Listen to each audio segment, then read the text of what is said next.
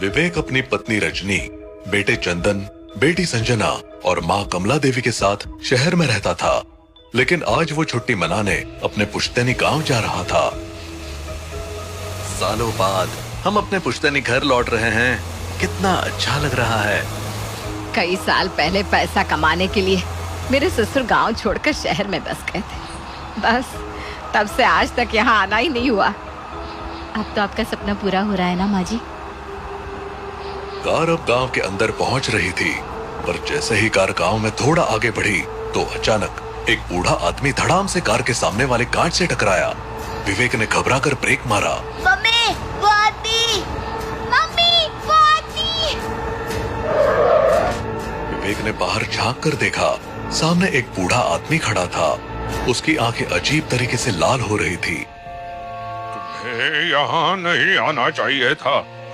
लौट जाओ वरना मारे जाओगे। लौट जाओ वरना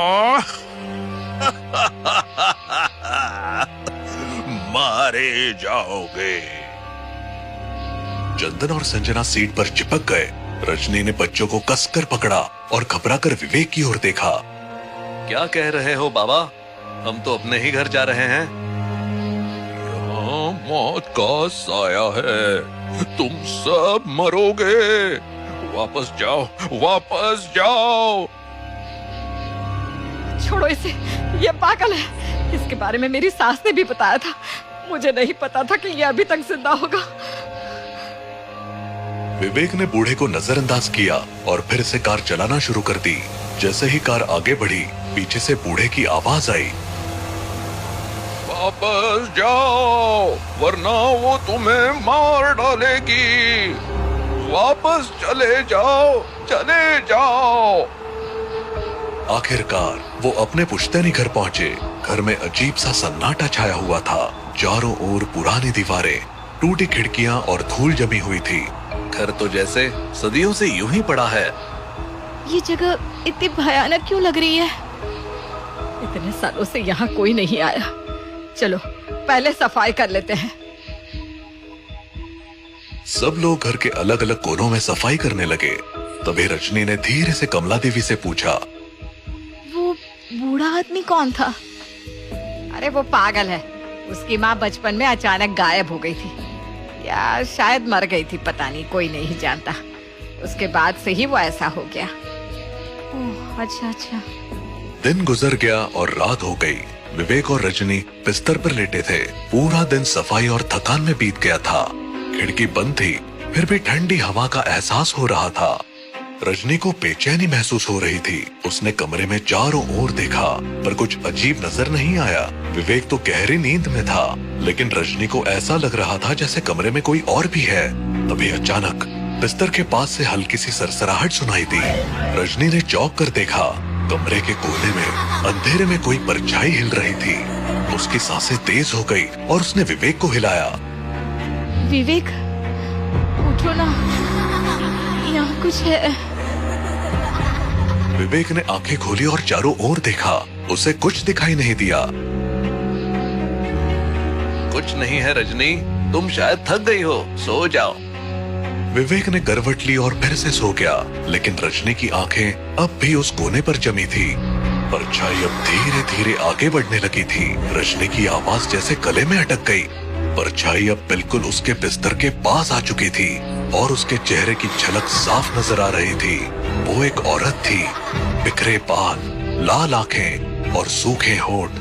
उसकी नजरें सीधी रजनी पर टिकी थी। रजनी ने जोर से चिल्लाना चाहा, लेकिन कोई आवाज नहीं निकली। कमरे की खिड़की अचानक जोर से खुल गई और ठंडी हवा के झोंके ने पूरे कमरे को हिला दिया।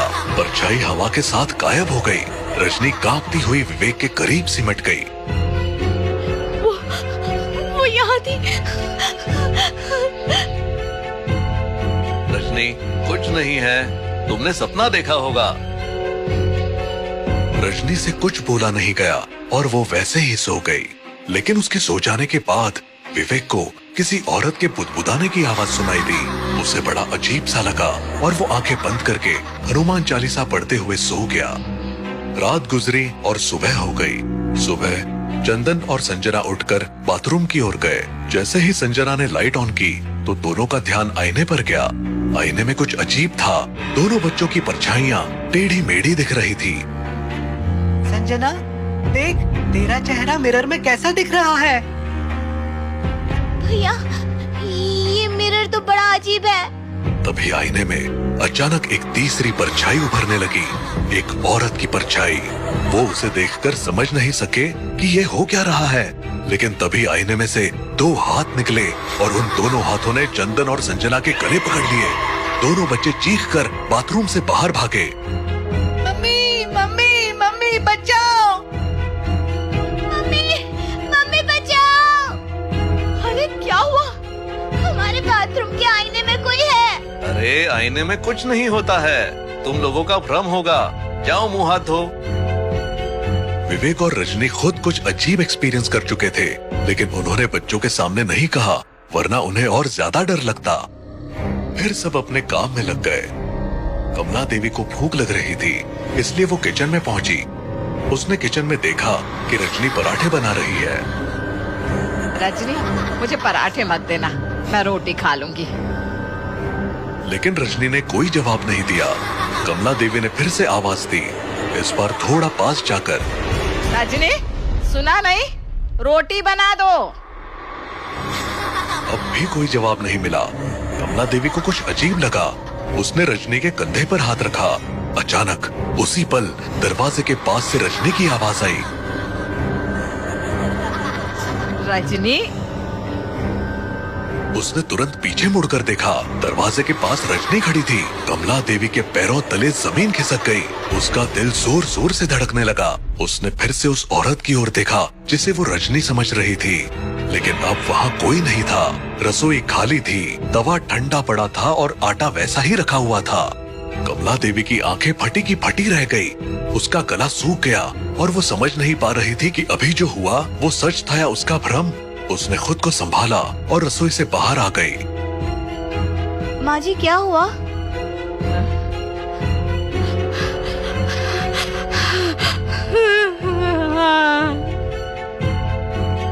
कमला देवी ने रजनी को कुछ नहीं बताया और बात को टाल दिया, लेकिन उसके मन में डर बैठ चुका था। दिन ढल गया और एक बार फिर से रात आ गई। घर में अंधेरा छाने लगा। विवेक, रजनी, बच्चे और कमला देवी अब अलग अलग कामों में लग गए थे। विवेक को लगा कि कोई उसके पीछे खड़ा है, लेकिन जब उसने मुड़कर देखा तो कोई नहीं था। रजनी को ऐसा लगा कि कोई उसके कान में फुसफुसा रहा है, लेकिन जब उसने ध्यान दिया तो उसे कुछ समझ नहीं आया। चंदन और संजना जब खेल रहे थे तो अचानक उन्हें लगा कि घर की दीवारों से खरोचने की आवाजें आ रही है। दोनों बच्चे डर से एक दूसरे से चिपक गए। भैया, ये आवाजें कैसी है? पता नहीं क्या है संजना। इन डरावनी घटनाओं ने सबको एक साथ हॉल में इकट्ठा होने पर मजबूर कर दिया।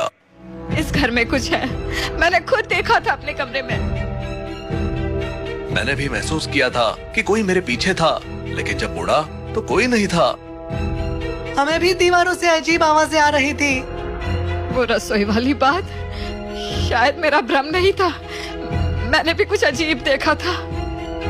हमें भी दीवारों से अजीब आवाजें आ रही थी। हमें यहाँ से निकलना होगा, हम यहाँ रात नहीं काट सकते। डर के मारे विवेक, रजनी, कमला देवी और बच्चे अपने अपने कमरों में दौड़ कर गए और जल्दी जल्दी अपना सामान बांधने लगे। सामान बांधकर वो हॉल में इकट्ठे हुए और बाहर जाने के लिए दरवाजे की ओर बढ़े, लेकिन सारे दरवाजे बंद हो गए। सबने दरवाजा खोलने की कोशिश की, लेकिन वो एक इंच भी नहीं हिला। ये क्या हो रहा है? दरवाजा क्यों नहीं खुल रहा? तभी एक आवाज आई और सबने एक साथ पीछे मुड़कर देखा तो सामने एक डरावनी चुड़ैल हवा में तैर रही थी। उसकी आंखें गुस्से से लाल हो रही थी। माँ, ये कौन है? पता नहीं बेटा। हमें छोड़ दो, हमने तुम्हारा क्या बिगाड़ा है? हम यहाँ से चले जाएंगे, बस हमें मत मारो। तुम आखिर हो कौन और क्या चाहती हो?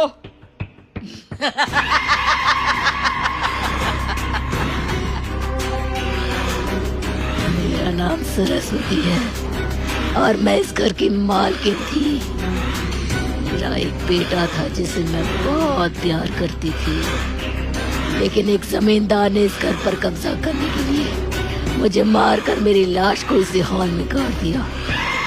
मेरा वो बेटा इस सदमे से पागल हो गया और तब से इस गांव में यहाँ वहाँ भटक रहा है। तो इससे हमारा क्या लेना देना? ये जमींदार और कोई नहीं, तेरा परदादा था, यानी इस कमला देवी का ससुर। कमला देवी का चेहरा सफेद पड़ गया, उसके हाथ कांपने लगे और वो बुरी तरह से सहम गई।